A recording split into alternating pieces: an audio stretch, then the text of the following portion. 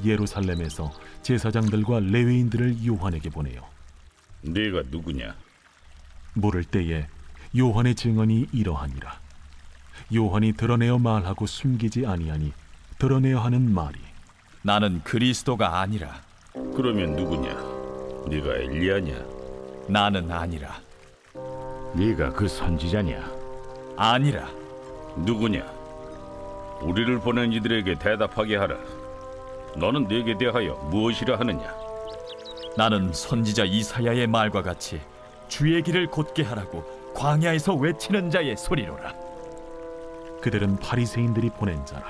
또 물어 이르되 네가 만일 그리스도도 아니요 엘리야도 아니요 그 선지자도 아닐진데 어찌하여 세례를 베푸느냐? 나는 물로 세례를 베풀거니와 너희 가운데 너희가 알지 못하는 한 사람이 섰으니 곧 내 뒤에 오시는 그이라. 나는 그의 신발끈을 풀기도 감당하지 못하겠노라. 이 일은 요한이 세례 베풀던 곳 요단강 건너편 베다니에서 일어난 일이니라. 할렐루야. 오늘 하나님의 말씀은 요한복음 1장 19절부터 28절 말씀입니다.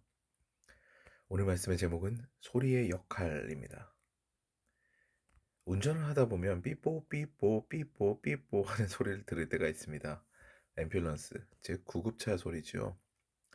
구급차가 요란하게 소리를 내면서 달리는 이유가 있습니다. 응급 상황이라는 거예요. 환자가 그 안에 타고 있다는 이야기입니다. 그 소리를 듣게 되는 운전자들은 어떻게든 차를 비키게 되지요. 도로가 어떤 정체 상황이어도 상관이 없습니다. 빠르게 길을 내서 위기 가운데 있는 환자가 급하게 병원에 도달할 수 있는 상황을 만듭니다. 여기서 소리의 역할은 참 중요합니다. 앰뷸런스가 소리 없이 길을 만들어서 지나가는 것은 쉽지 않은 일이기 때문이죠.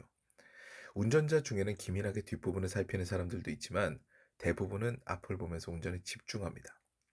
그 상황에서 앰뷸런스의 요란한 소리는요, 주의를 끌고 상황을 만드는 중요한 역할을 하는 것이지요. 오늘 본문을 보면 그 앰뷸런스의 소리 그리고 경적과 같은 그런 메시지에 관한 이야기가 등장합니다. 바로 세례 요한에 관한 이야기죠. 그는 스스로를 광야에서 외치는 자의 소리라고 이야기를 합니다. 이때 이스라엘은 메시아 대망론에 관한 갈망이 있는 시기였습니다. 그들은 알렉산더 사후, 이집트와 시리아의 지배를 받다가 겨우 마카비 혁명으로 독립을 얻었는데 갑자기 강대한 제국 로마의 침공을 받고 다시 점령당하는 수모를 겪습니다. 이에 이스라엘은 로마의 압제로부터 자신들을 구원할 정치적 메시아를 바라게 되는데 그 시점이 바로 예수께서 이 땅에 오시는 때였습니다.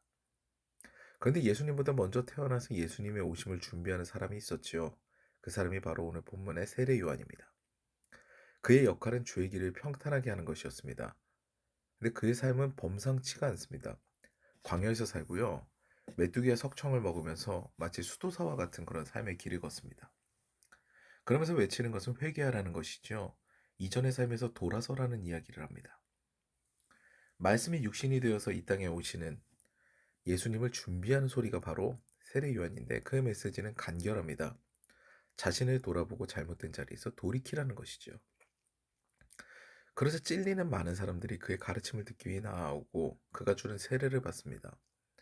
그는 요단강에서 세례를 베푸는데 자신의 옛것을 버리고 새롭게 되리라는 그 세례 의식을 통해 사람들을 하여금 자신들의 마음을 새롭게 합니다.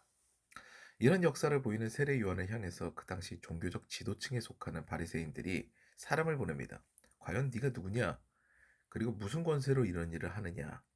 이런 정통성의 시비를 걸지요. 그런데 세례 요한은 그들 권력층과는 다른 면모를 보입니다. 스스로를 엘리야나 모세에 비견하지 않습니다. 겸허해요. 단지 그는 메시아를 위한 소리라는 이야기로 그들의 질문을 일축해버립니다. 사실 자신을 높이는 것을 내려놓는 행위는 쉽지가 않습니다. 더군다나 지지자들이 모이게 되면 그 상황에서 교만해지는 것은 너무 쉬운 일이지요. 그런데 진짜 하나님의 사람은요, 자신의 위치를 잘 압니다. 절대로 선을 넘지 않아요. 예수께서 말씀하시기를 여자가 낳은 이 중에 가장 큰 자가 세례 요한입니다. 그런데 그는 겸손한 태도를 유지합니다. 나는 소리에 불과하다라는 것이죠. 본질은 소리가 아닌 앰뷸런스이다 라는 이야기를 하는 거예요. 구급차가 지나가는 것이 중요하지 삐뽀 삐뽀 울리는 자신의 소리가 중요하지 않다라는 이야기를 하는 것이죠. 사랑하는 여러분, 저와 같은 목회자의 외침도 다른 루트를 통한 복음의 선포도요. 사실은 모두 예수 그리스도를 소개하는 것에 불과합니다. 본질은 예수 그리스도입니다. 쉽게 이야기해서 우리가 이야기하는 회개의 메시지와 본인을 돌아보라는 메시지보다 우선하는 것이요. 그리스도께서 베푸신 은혜라는 겁니다. 신앙생활은 단순히 소리를 듣는 것에 그치면 안 됩니다. 설교를 듣고 예배를 드린 것으로, 그리고 큐티하면서 묵상하는 것으로 만족하면 안 된다는 것이죠.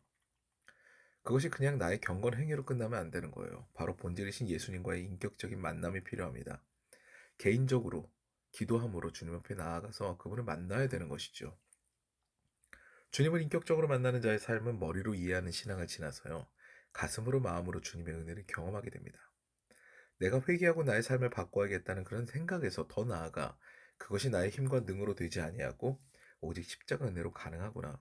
예수께서 이미 이르셨구나. 라는 은혜의 단계로 나아갈 때 비로소 모든 죄악으로부터 자유함을 얻게 되는 것이죠. 오늘도 삶에서 지쳐서 삶에 몰두하는 상황 가운데 복음의 소리가 들린다면, 그래서 주님이 생각이 나신다면 주님 앞에 나아가 주님을 느끼고 은혜를 기억하며 기쁨을 회복하시는 저와 여러분 되시기를 주님의 이름으로 축원합니다. 이제 다 같이 기도하시겠는데요. 말씀을 생각하시면서 하나님, 주님의 복음을 듣게 되면 바로 주님 앞에 나아가 그 주님의 은혜 가운데 거하게 하시옵소서 라는 기도를 드리시고요. 아울러 개인의 기도 제목을 두고 주님 앞에 나아가 잠잠하게 기도하는 시간을 갖겠습니다.